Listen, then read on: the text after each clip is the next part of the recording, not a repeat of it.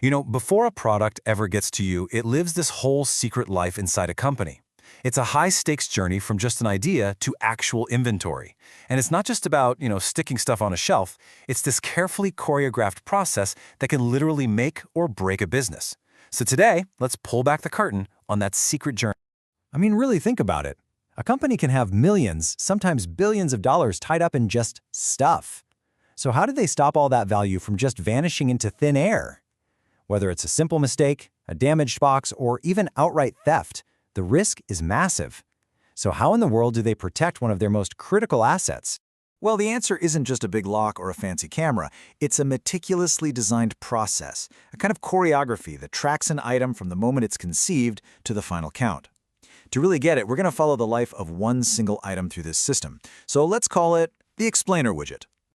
Okay, so before our widget is even a twinkle in a planner's eye, we have to understand the one golden rule that governs its entire life: segregation of duties, or SOD.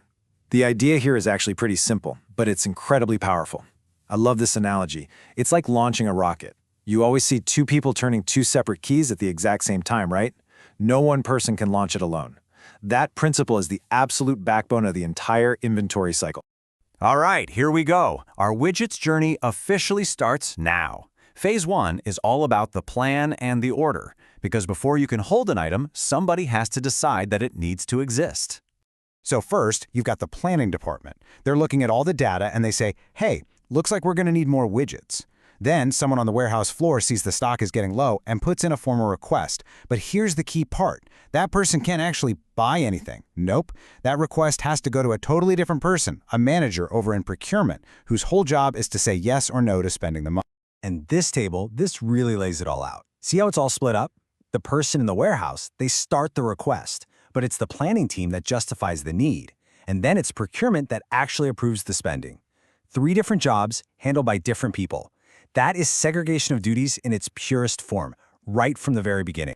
Okay, so the order's been placed and bam, a truck full of our brand new explainer widgets just rolled up to the loading dock. This kicks off phase 2, arrival and inspection. Now, this is a super important physical handoff. The receiving crew, they don't just scribble a signature on a clipboard, they have to count the widgets to make sure the number matches the purchase order. Then, a totally separate quality control team inspects them. Are they the right color? Are any of them smashed? Only after they pass that inspection do they get accepted and moved into storage. And again, look at how this breaks down the next layer of control. The folks who are physically holding the widget, we call them the custodians, they are totally separate from the quality control team who gives the thumbs up on its condition. And both of those groups are separate from the accountant who actually logs it into the financial system. So what's the big takeaway here? It's this. The people who receive the goods cannot be the same people who ordered them, period. And why is that so important? Well, think about it. If one person could order stuff, receive it, and approve the payment, they could basically order a new TV for their house, have it delivered to the company, approve the invoice, and who'd be the wiser? This separation is like a firewall against that kind of fraud.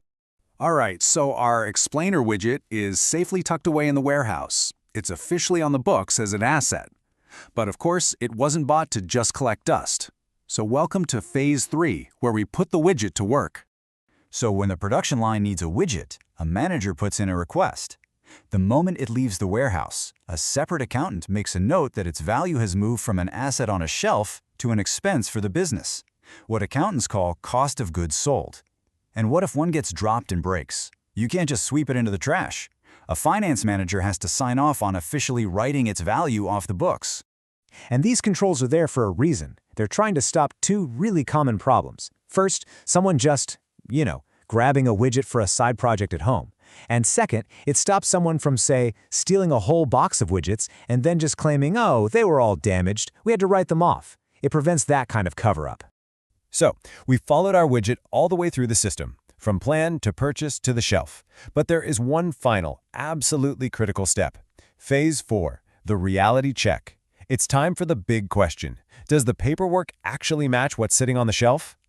You can have the most amazing processes, the fanciest software on the planet, but it's all just theory until you verify it. This is where teams of people go out with clipboards and scanners and literally count every single widget. This, right here, is the moment of truth for the whole system. And you better believe this is what external auditors are laser focused on. They worry about something they call existence risk, which is just a fancy way of asking, is the stuff you say you have actually there? They'll watch the physical count, they'll dig into any differences, and they'll make sure all the final numbers are reconciled by people who are independent from the process. There's a saying in the business that just sums it all up.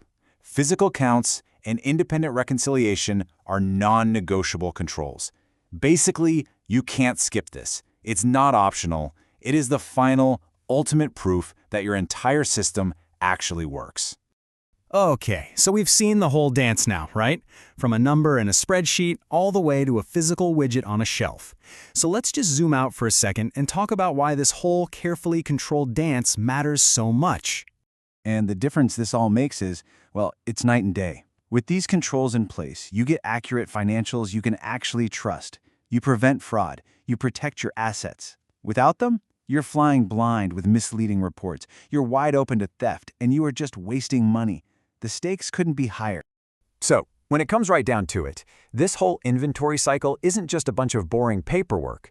It's really a living, breathing system of checks and balances, kind of an invisible shield that protects a company's money and makes sure the story it's telling investors is actually true. And all this leads to a really fascinating question about the future.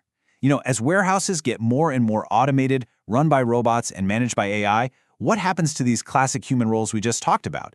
Who or what becomes the new authorizer, the new custodian, and the new reconciler when all of this is controlled by code? That's a massive challenge that we're really just starting to figure out.